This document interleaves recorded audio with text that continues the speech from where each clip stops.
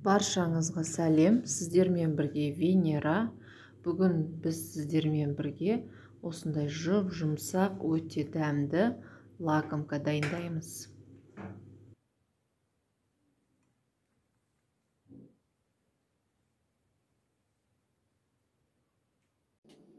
Сары майды ертіп алып, оған жылы сүт қосамыз. Жылы су, қант және ашытқыны қосып араластырып аламыз.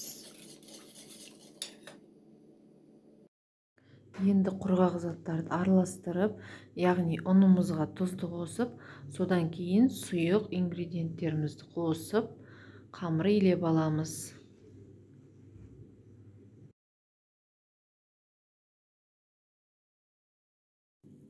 Қамырымыз дайын, осындай қолға жабысатын өте жұмсақ қамыр шығады.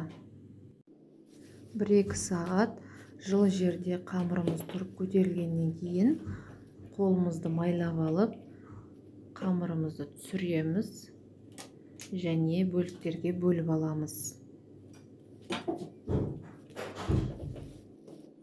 Бөлген кезінде таразыны пайдаланып, әрбір бөлігін 100 грамның көлеміндей қылып бөліп шығамыз. Сонда бізде 11 дана шығады.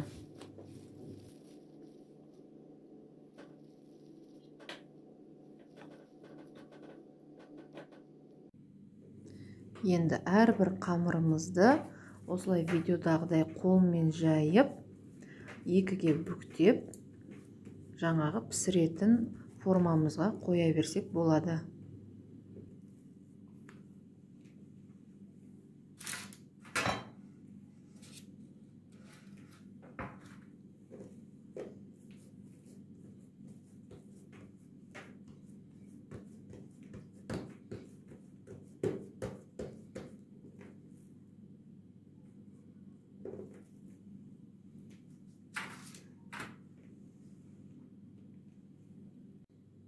Формада 20 минуттай көтеріліп тұруы керек.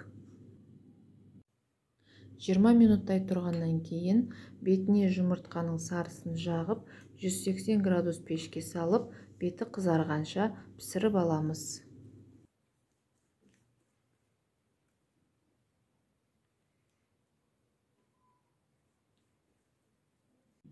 Міне біздің лакомкаларымыздың булочкалары дайын болды.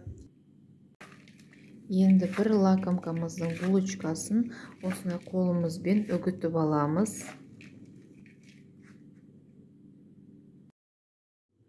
Ішіне жағатын кремін дайындау үшін сгущенка мен сары майды араластырып аламыз.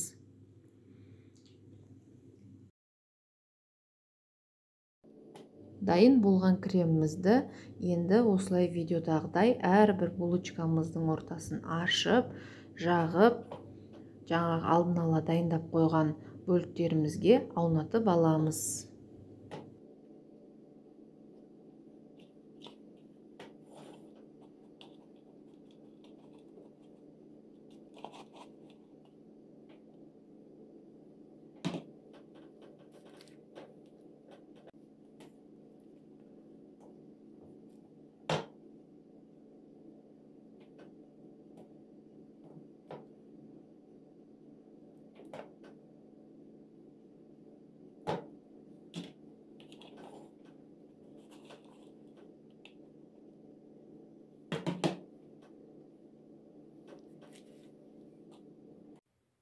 Достар, осымен біздің тәтті лакомкаларымыз дайын болды.